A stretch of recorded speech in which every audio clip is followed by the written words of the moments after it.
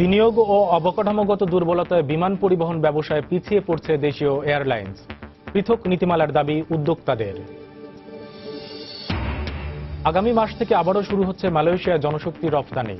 সরকারের বেঁধে দেয়া ৩৭,০০০-এর পরিবর্তে ২ থেকে ২.৫ লাখ টাকা হাতিয়ে নেয়ার অভিযোগ।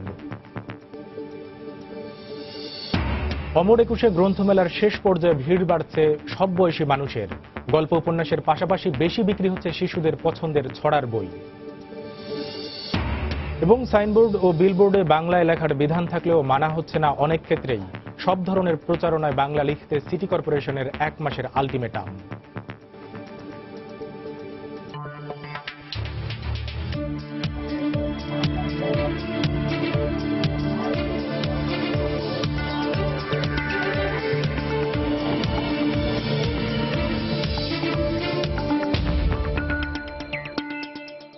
দেখছিলেন শিরোনাম।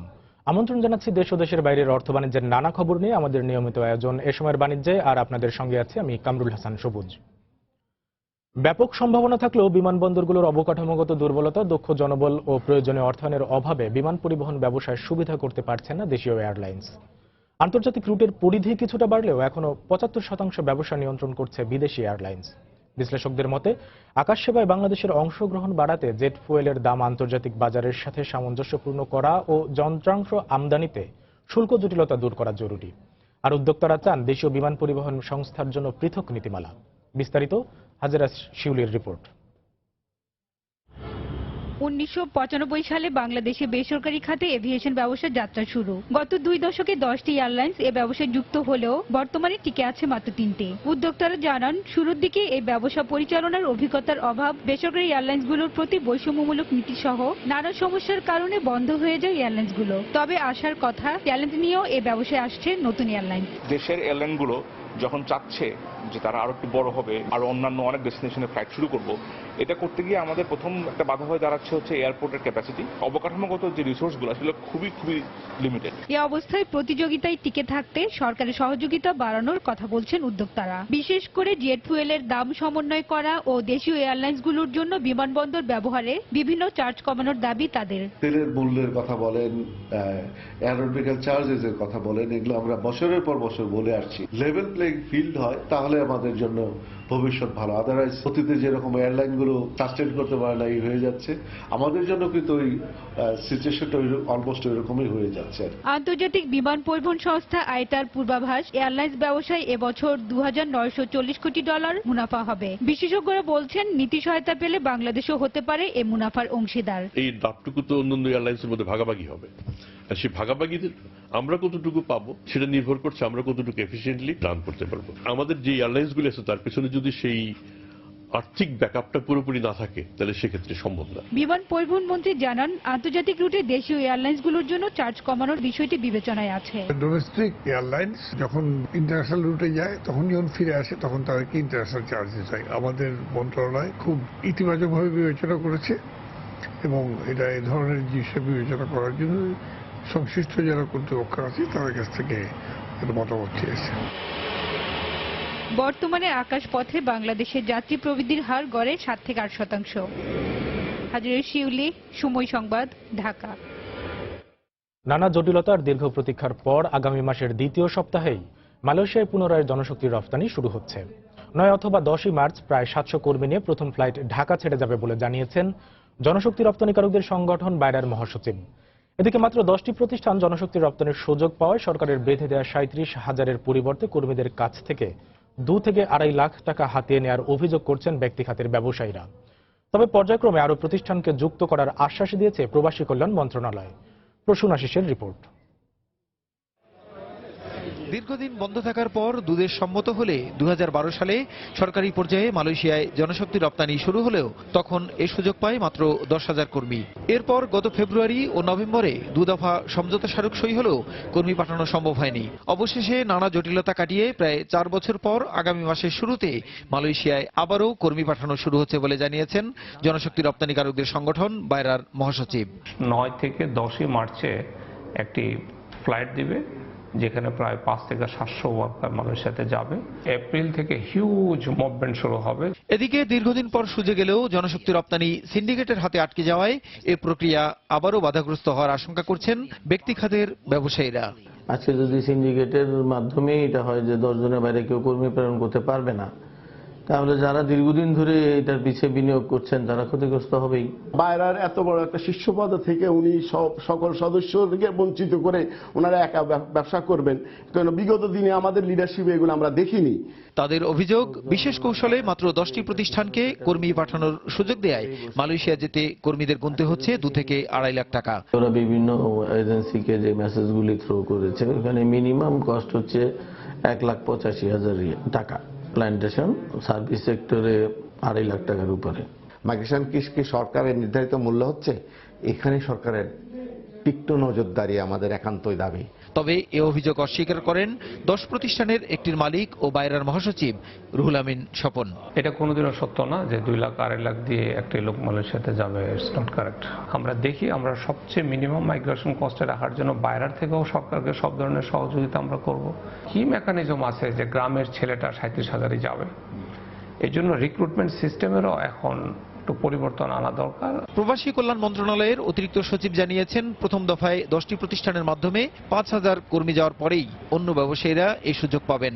জয়েন্ট টেকনিক্যাল কমিটি আছে আমাদের, যদি দেখি যে এরকম কোনো সমস্যা তৈরি হচ্ছে যে একটা মাত্র 10 জন 12 জনকে নিয়ে কাজ হচ্ছে, তখন তো আমরা কথা বলতেই পারবো, সেখানে এটাকে বাড়িয়ে নেওয়ার ব্যাপারে সুযোগ থাকবে আমাদের। মালয়েশিয়ায় জনশক্তি রপ্তানির ক্ষেত্রে প্রতিষ্ঠান বাছাইয়ের পদ্ধতি খতিয়ে দেখার কথাও বলেন অতিরিক্ত সচিব। ডিমান্ড পাওয়া শুরু করব। প্রসূন আশিস, সময় সংবাদ, ঢাকা। অমর একুশে গ্রন্থমেলার শেষ পর্যায়ে এসে ভিড় বাড়ছে সব বয়সী মানুষের। পাঠক, লেখক ও প্রকাশকের মিলন মেলায় সেখানে এক উৎসব মুখর পরিবেশ। বাচ্চাদের পছন্দের তালিকার শীর্ষে ছড়ার বই। সব বয়সী পাঠক ছড়া ভালোবাসলেও তরুণদের মধ্যে ছড়ার প্রতি আগ্রহ কিছুটা কম। আগ্রহ বাড়াতে তরুণদের পছন্দের বিষয় ছড়া লেখার কথা বললেন ছড়াকাররা। কামাল হোসেনের ছবিতে ইমদাদুল হকের রিপোর্ট।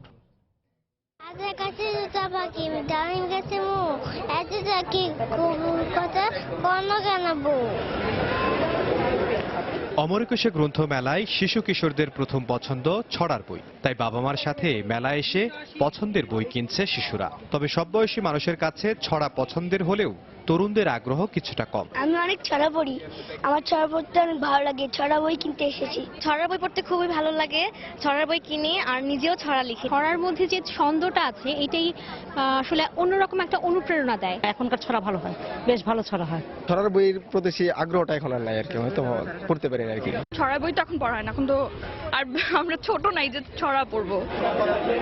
বিক্রেতারা জানান, গল্প উপন্যাসের বই বেশি বিক্রি হলেও ছড়ার বইয়ের বিক্রিও কম নয়। ছড়ার বইগুলো খুব ভালো বিক্রি হচ্ছে, কারণ হচ্ছে বাচ্চারা ছড়ার বই খুব পছন্দ করে। শিশুরাই আমাদের বইগুলো বেশি কিনতেছে এবং ওরাই আমাদের মূল কাস্টমার।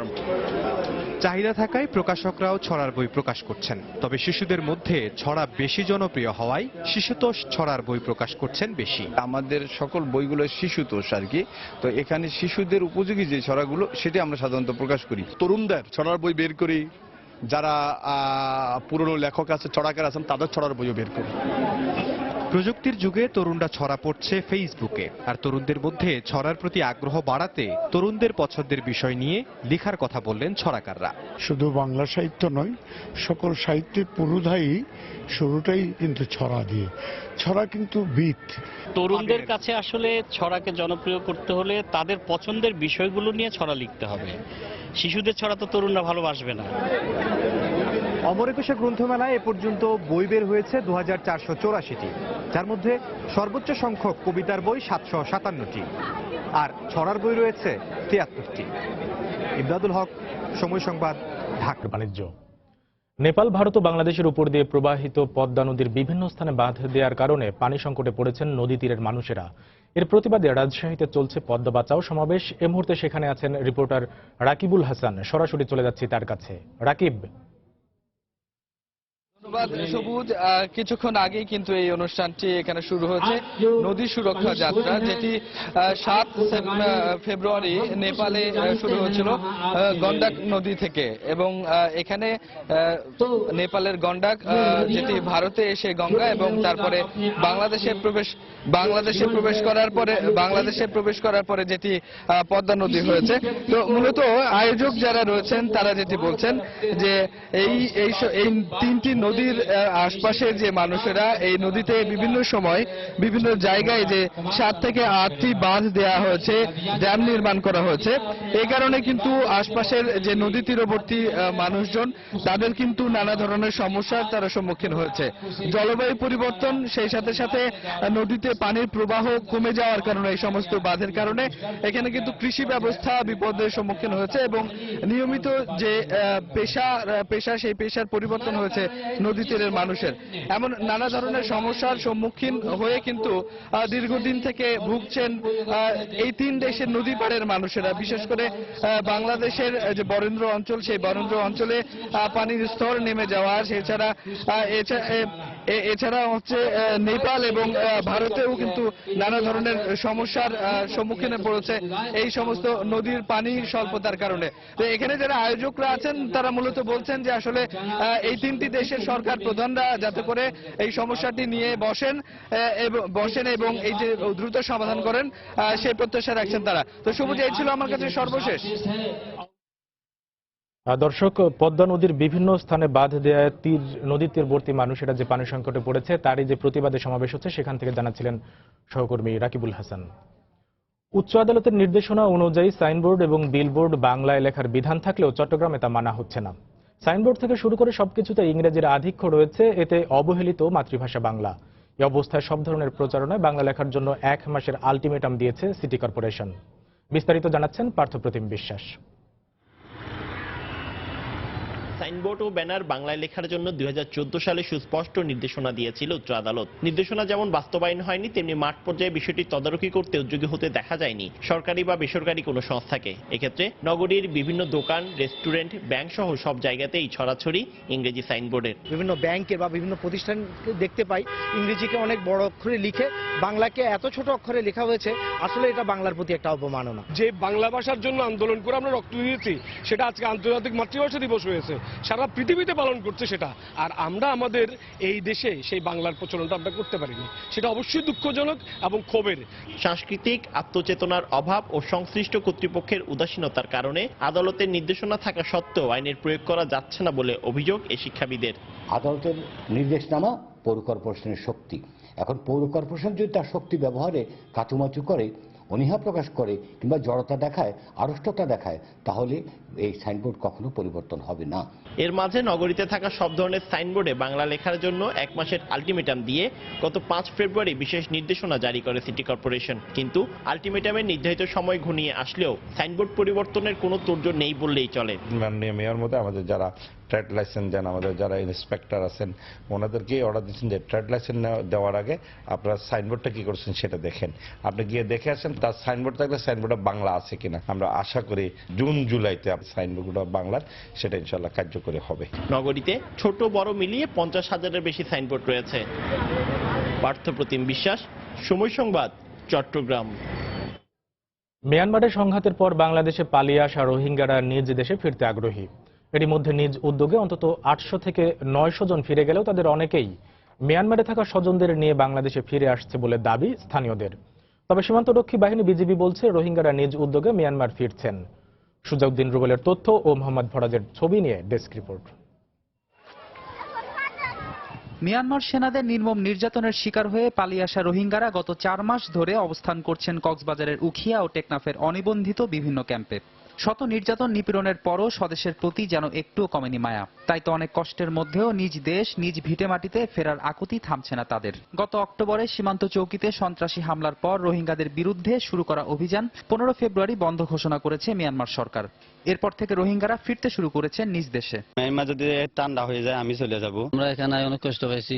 আমরা নিজের দেশত নিজে যাইবার চাই। যদি আমাদের দেশে যদি সরকার যদি আমাদের রোহিঙ্গা মানি লয়, তাহলে আমরা আমাদের দেশে চলে যাব। তবে স্থানীয়দের দাবি রোহিঙ্গারা স্বদেশে গিয়ে স্বজনদের নিয়ে পুনরায় বাংলাদেশে ফিরে আসছে। আর এটি প্রতিরোধ করা না গেলে এদেশটা রোহিঙ্গাদের স্থায়ী বসবাসের স্থান হয়ে যাবে বলে মনে করছেন রোহিঙ্গা প্রতিরোধ ও প্রত্যাবাসন সংগ্রাম পরিষদের এ নেতা। আমরা যতটুকু জানতে পেরেছি ওই রোহিঙ্গারা আবারও তাদের আত্মীয় স্বজন নিয়ে বাংলাদেশে ফিরে আসছে। যে স্থানে সরকার তাদেরকে রাখার জন্য সিদ্ধান্ত নিয়েছেন ওই কথা তারা শুনেছে। পুনরায় যাতে আত্মীয় স্বজন নিয়ে এই দেশে প্রবেশ করতে না পারে ওইটা নিশ্চিত করতে হবে, না হলে এই দেশটাই রোহিঙ্গাদের একটা স্থায়ী বসবাসের স্থান হয়ে যাবে। তবে বিজেপি বলছে বাংলাদেশে আশ্রয় নেওয়া রোহিঙ্গারা নিজ উদ্যোগে মিয়ানমার ফিরছে। প্রায় 800-900 লোক আমরা অলরেডি আমাদের কাছে হিসাব আছে যে তারা চলে গেছে, আর বাকি যারা রয়ে গেছে তারাও আমার মনে হয় সুযোগের অপেক্ষা আছে যে তারা দুই দেশের মধ্যে কথাবার্তা হচ্ছে এবং তারা যদি সুযোগ পায় তারা ফেরত চলে যাবে। জাতিসংঘের হিসাবে 2016 সালের অক্টোবর থেকে বাংলাদেশে আশ্রয় নিয়েছে অন্তত 69,000 রোহিঙ্গা। যদিও এই হিসাব ঠিক কিনা তা নিয়ে রয়েছে নানা বিতর্ক। সময় সংবাদ, কক্সবাজার। নীলফামারীর সৈয়দপুরে খুঁড়িয়ে খুঁড়িয়ে চলছে 100 শয্যার হাসপাতাল। প্রয়োজনীয় যন্ত্রপাতি ও লোকবলের অভাবে ব্যাহত হচ্ছে চিকিৎসা সেবা। বিষয়টি স্বীকার করে জনবল নিয়োগ করা হলে সমস্যা থাকবে না বলে জানান জেলার সিভিল সার্জন। সাকির হোসেন বাদলের তথ্য ও ছবি নিয়ে ডেস্ক রিপোর্ট। নীলফামারীর সৈয়দপুরে প্রায় 2 বছর আগে 50,000 হাসপাতালকে 100 শয্যায় উন্নীত করা হয়। অবকাঠামোগত পরিবর্তন হলেও বাড়েনি রোগীদের সেবার মান। মাত্র 5 জন চিকিৎসক দিয়ে কোনো মতে খুঁড়িয়ে খুঁড়িয়ে চলছে হাসপাতালের কার্যক্রম। অপারেশন থিয়েটার থাকলেও তা প্রায় অকেজো হয়ে পড়ে আছে। প্রয়োজনীয় যন্ত্রপাতি ও লোকবলের অভাবে ব্যাহত হচ্ছে চিকিৎসা সেবা। এতে প্রায়ই দুর্ভোগে পড়তে হয় সাধারণ রোগীদের। যে পরিমাণ ডাক্তার দরকার সে পরিমাণ ডাক্তার নাই, তখন কি হয় অনেক রোগী ফেরত যায়। অর্থোপেডিক্স ডাক্তার নাই, কোনো রোগী যদি আসে পা ভাঙ্গা হাত ভাঙ্গা তো সঙ্গে সঙ্গে রংপুর পাঠানো হয়। নার্সরাও ঠিকভাবে সেবা দিতে চায় না, ডাক্তারও ঠিক মতো পাওয়া যায় না। আমাদের ওয়ার্ড বয় আয়া সংকট। আমরা চেষ্টা করছি আমাদের 100% এফোর্ট দেওয়ার, কিন্তু তারপরও আমাদের পক্ষে খুব কষ্টকর হয়ে যাচ্ছে পেশেন্টকে ম্যানেজ করা। যে পরিমাণ জনবল আছে সেই জনবল দিয়ে চেষ্টা করতেছি হাসপাতাল কার্যক্রমকে স্বাভাবিকভাবে চালিয়ে নেওয়ার জন্য। বিষয়টি স্বীকার করে শূন্য পদে নিয়োগ হলে চিকিৎসা সেবার মান বাড়বে আশা জেলার সিভিল সার্জনের। 50 শয্যা হাসপাতাল যে জনবল থাকা দরকার সেই জনবলে নাই। যত তাড়াতাড়ি ওই হাসপাতালের জনবল সংখ্যা বাড়াবে, প্রদান হবে, জনগণ আরো বেশি বেশি স্বাস্থ্যসেবা পাবে। বর্তমানে হাসপাতালটিতে 29 জনের বিপরীতে দায়িত্ব পালন করছেন মাত্র 5 জন চিকিৎসক। সময় সংবাদ, নীলফামারী। চট্টগ্রাম শাহ আমানত আন্তর্জাতিক বিমানবন্দরে 15টি স্বর্ণের বার ও 100 গ্রাম ওজনের গহনা সহ একজনকে আটক করা হয়েছে। শুল্ক গোয়েন্দা কর্মকর্তারা জানান সকালে দুবাই থেকে আসা ফ্লাই দুবাই বিমানটি অবতরণের পর বিমানবন্দরের গ্রিন চ্যানেল অতিক্রম করার সময় শাহাদাত হোসেন নামের এক যাত্রীকে সন্দেহ হয় গোয়েন্দা কর্মকর্তাদের। এ সময় তার দেহ তল্লাশি করে 15টি স্বর্ণের বার ও 100 গ্রাম ওজনের সোনার গহনা জব্দ করা হয়। উদ্ধার হওয়া স্বর্ণ ও গহনার আনুমানিক বাজার মূল্য 85 লাখ টাকা বলে জানিয়েছেন গোয়েন্দা কর্মকর্তারা। রেকটামের ভিতরে 15টা স্বর্ণের বার এবং তার সাথে থাকা 100 গ্রাম স্বর্ণের চুড়ি, টোটাল 1 কেজি 850 গ্রাম স্বর্ণ উদ্ধার করা হয়। 15টা স্বর্ণের বার উদ্ধার করা হয় তার রেকটাম থেকে এবং সেটা গোপন সংবাদ থাকায় গ্রিন চ্যানেল পার হওয়ার পরে আমাদের অফিসাররা তাকে ডিটেক্ট করে এবং জিজ্ঞাসাবাদের এক পর্যায়ে সে স্বীকার করে এবং তার পরবর্তীতে উদ্ধার করা হয়। বেঙ্গল প্লাস্টিকের বার্ষিক সেলস কনফারেন্স অনুষ্ঠিত হয়েছে। গতকাল পর্যটন নগরী কক্সবাজারের একটি হোটেলে কনফারেন্স অনুষ্ঠিত হয়। কনফারেন্সে বেঙ্গল গ্রুপের ভাইস চেয়ারম্যান জসিমউদ্দিন প্রধান অতিথি হিসেবে উপস্থিত ছিলেন। এ সময় প্রতিষ্ঠানের নির্বাহী পরিচালক মোস্তফা হারুন সহ দেশের সকল পর্যায়ের বিক্রয় কর্মকর্তা ও বিক্রয় প্রতিনিধিরা উপস্থিত ছিলেন। কনফারেন্স শেষে সেরা সেলসম্যানদের পুরস্কৃত করা হয়। খবর, কাগজপত্রবিহীন ও যে কোনো ধরনের অপরাধের সঙ্গে জড়িত অভিবাসীদের দ্রুত বহিষ্কার পরিকল্পনা প্রকাশ করেছে ট্রাম্প প্রশাসন। মঙ্গলবার যুক্তরাষ্ট্রের হোমল্যান্ড সিকিউরিটি বিভাগের পক্ষ থেকে এ সংক্রান্ত এক নির্দেশনা জারি করা হয়। তবে শিশু বয়সে বাবা মার সঙ্গে এসে যুক্তরাষ্ট্রের বসবাসরত কাগজপত্রবিহীনদের আপাতত বহিষ্কারের আওতায় আনা হচ্ছে না বলে জানানো হয়েছে। এদিকে নতুন সার্কুলার অনুযায়ী রাজনৈতিক আশ্রয় প্রার্থনা বিবেচনায় নতুন বিচারক নিয়োগ সহ 10,000 ইমিগ্রেশন কর্মকর্তা ও সীমান্ত প্রহরায় 5,000 কর্মকর্তা নিয়োগ দিচ্ছে ট্রাম্প প্রশাসন। এছাড়া 2015 সালের 2 জানুয়ারির পর থেকে যারা যুক্তরাষ্ট্রে অবৈধভাবে বসবাস করছে তাদের বহিষ্কারের নির্দেশ দেওয়া হয়েছে। অন্যদিকে চলতি সপ্তাহে প্রেসিডেন্ট ডোনাল্ড ট্রাম্প সংশোধনী আকারে নতুন নির্বাহী আদেশ জারি করবেন বলে জানিয়েছে হোয়াইট হাউসের মুখপাত্র শন স্পাইসার। নতুন ওই নির্বাহী আদেশে গ্রিন কার্ডধারীদের নিষেধাজ্ঞার বাইরে রাখা হবে বলেও জানান তিনি। মার্কিন প্রেসিডেন্ট হিসেবে দায়িত্ব নেওয়ার পর গত 1 মাসে ট্রাম্প ও তার পরিবারের ভ্রমণ ও নিরাপত্তা খরচ $1.13 কোটি বলে জানিয়েছে গণমাধ্যম। এই খরচ সাবেক মার্কিন প্রেসিডেন্ট বারাক ওবামার প্রায় 1 বছরের ভ্রমণ খরচের সমান বলেও ওই খবরে জানানো হয়। ওবামার 8 বছরের শাসনামলে তিনি ও তার পরিবারের 1 বছরের ভ্রমণ খরচ ছিল গড়ে প্রায় 1,20,00,000 মার্কিন ডলার।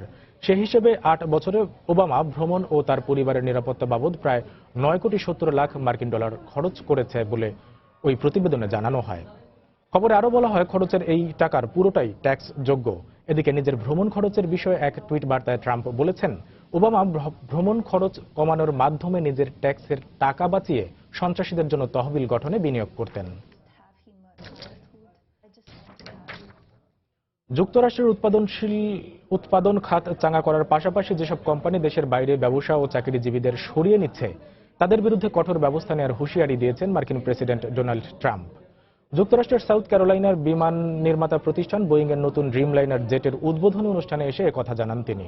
এ সময় তিনি আরো বলেন, যুক্তরাষ্ট্রের চাকরি থেকে সরিয়ে দেশের বাইরে কর্মীদের চাকরি দিচ্ছে যেসব প্রতিষ্ঠান তাদের যুক্তরাষ্ট্রে পণ্য বিক্রির সময় ক্ষতিপূরণ দিতে হবে। এর আগে বোয়িং এর বিরুদ্ধে ট্রাম্প অভিযোগ তুলেছেন, প্রেসিডেন্টের ব্যক্তিগত বিমান তৈরিতে অতিরিক্ত অর্থ ব্যয় করছে মার্কিন এয়ারলাইন্স। সাউথ ক্যারোলাইনার প্ল্যান্টে উন্নত প্রযুক্তি নির্ভর বৃহত্তম 787-10 মডেলের বিমান তৈরি করছে বোয়িং। যুক্তরাষ্ট্র, ইউরোপ এবং গালফভুক্ত দেশগুলোর এয়ারলাইন্সকে পেছনে ফেলে বর্তমানে বিশ্বের সবচেয়ে ক্ষমতাধর এয়ারলাইন্স রাশিয়ার এয়ারোফ্লট। নিরাপদ ভ্রমণ নিয়মনীতি এবং ফুটবল জায়ান্ট ম্যানচেস্টার সিটির স্পন্সরশিপ সহ এশিয়ার বিভিন্ন দেশের এভিয়েশন ইন্ডাস্ট্রিতে ব্যাপক আধিপত্য এয়ারোফ্লটের। পাশাপাশি বিশ্বের AAA ক্যাটাগরির 9টি এয়ারলাইন্সের ব্র্যান্ডের মধ্যেও এয়ারোফ্লট একটি। সম্প্রতি রুশ কোম্পানি ব্র্যান্ড ফিন্যান্সের গবেষণার রিপোর্টে উঠে এসেছে এ তথ্য। মস্কো ভিত্তিক এই এয়ারলাইন্সের আওতায় বর্তমানে 190টি বিমান চলাচল করছে। সাবেক সোভিয়েত ইউনিয়নের সময়কালে এই ইউনিয়নের অন্যান্য দেশ থেকে গ্রহণ করা ঋণের বাকি অর্থ চলতি বছরের মধ্যেই পরিশোধ করবে মস্কো।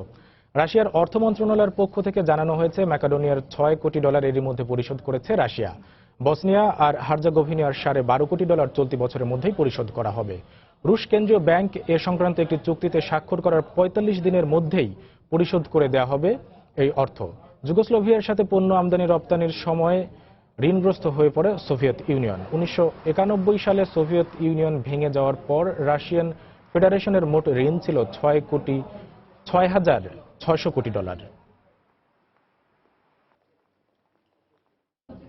স্নায়ুযুদ্ধ অবসানের পর গত 5 বছরে বিশ্বব্যাপী অস্ত্র ব্যবসা সর্বোচ্চ পর্যায়ে পৌঁছেছে বলে জানিয়েছেন স্টকহোমের আন্তর্জাতিক শান্তি গবেষণা ইনস্টিটিউট। 2012 থেকে 2016 সালের হিসেব অনুযায়ী বিশ্বের মোট অস্ত্রের 86% আমদানি হচ্ছে মধ্যপ্রাচ্যের বিভিন্ন দেশে। এই হার আগের 5 বছরের তুলনায় প্রায় দ্বিগুণ। আমদানিকৃত অস্ত্রের সিংহভাগ যুক্তরাষ্ট্র থেকে সরবরাহ হয় বলে সংস্থাটির প্রতিবেদনে উঠে আসে। সোমবার প্রকাশিত প্রতিবেদনে বলা হয়, বিশ্বে অস্ত্র রপ্তানির শীর্ষে রয়েছে যুক্তরাষ্ট্র, রাশিয়া, চীন, ফ্রান্স ও জার্মানি। বিশ্বের 75% অস্ত্র এই 5টি দেশ থেকে সরবরাহ হয় বলে জানা গেছে। অন্যদিকে অস্ত্র আমদানির শীর্ষে উঠে এসেছে ভারত ও সৌদি আরবের নাম।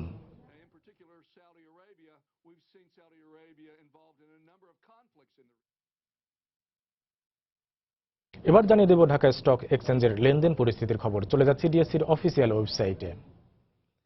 দর্শক, ডিএসসির অফিসিয়াল ওয়েবসাইটের প্রথমে যেটা দেখা যাচ্ছে যে 3টি সূচকে ঊর্ধ্বমুখী প্রবণতার মধ্যে দিয়ে কিন্তু আজকে লেনদেন শুরু হয়েছে। ডিএসসি এক্স ইন্ডেক্স এখন অবস্থান করছে 5,622 পয়েন্টে এবং ডিএসসি এস ইন্ডেক্স এখন অবস্থান করছে 1,315 পয়েন্টে এবং সরিয়ে বাছাই সূচক ডিএস 30 ইন্ডেক্স এই মুহূর্তে অবস্থান করছে 2030 পয়েন্টে।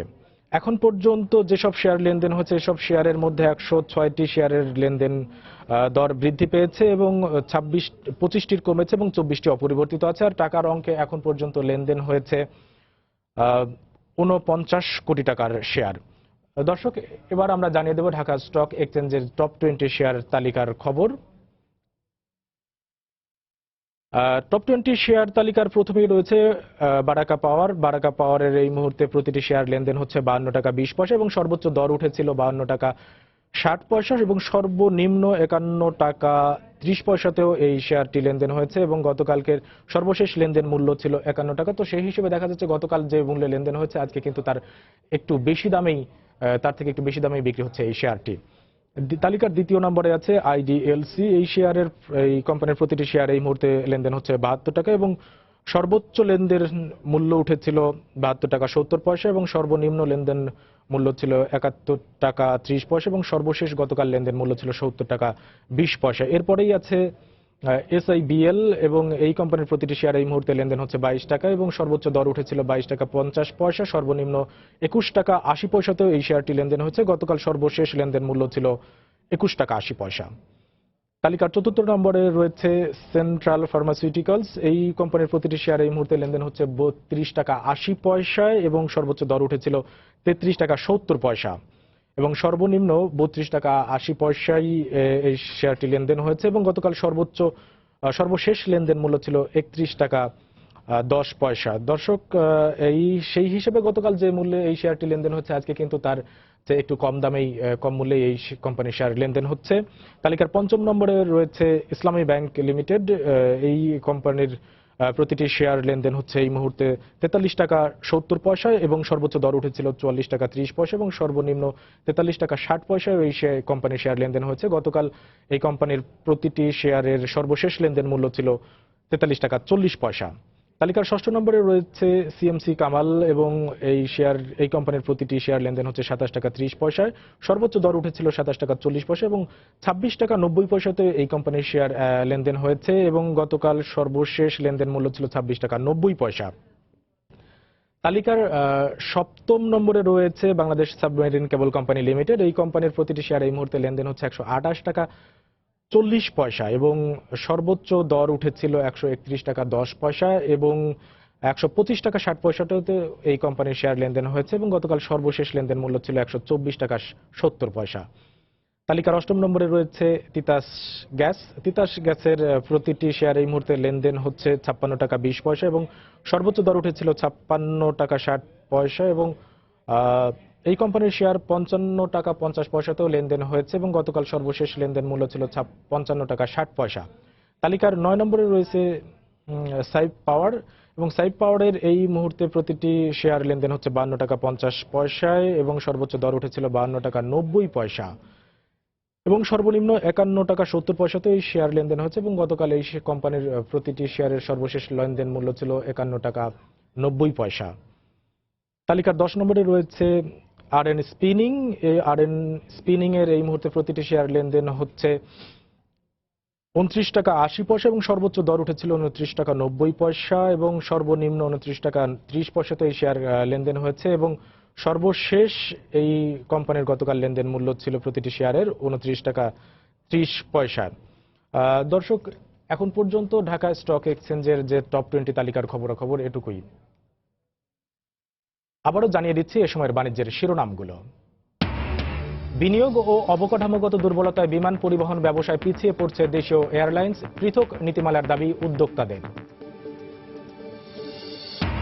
আগামী মাস থেকে আবারও শুরু হচ্ছে মালয়েশিয়া জনশক্তি রপ্তানি, সরকারের বেঁধে দেয়া 37,000-এর পরিবর্তে 2 থেকে 2.5 লাখ টাকা হাতিয়ে নেওয়ার অভিযোগ। অমর একুশে গ্রন্থমেলার শেষ পর্যায়ে ভিড় বাড়ছে সব বয়সী মানুষের। গল্প উপন্যাসের পাশাপাশি বেশি বিক্রি হচ্ছে শিশুদের পছন্দের ছড়ার বই। এবং সাইনবোর্ড ও বিলবোর্ডে বাংলা লেখার বিধান থাকলেও মানা হচ্ছে না অনেক ক্ষেত্রেই। সব ধরনের প্রচারণায় বাংলা লিখতে সিটি কর্পোরেশনের 1 মাসের আলটিমেটাম। এই ছিল এ সময়ের বাণিজ্য। যে কোনো খবর পেতে ভিজিট করুন সময়নিউজ.টিভি। সঙ্গে থাকুন সময়।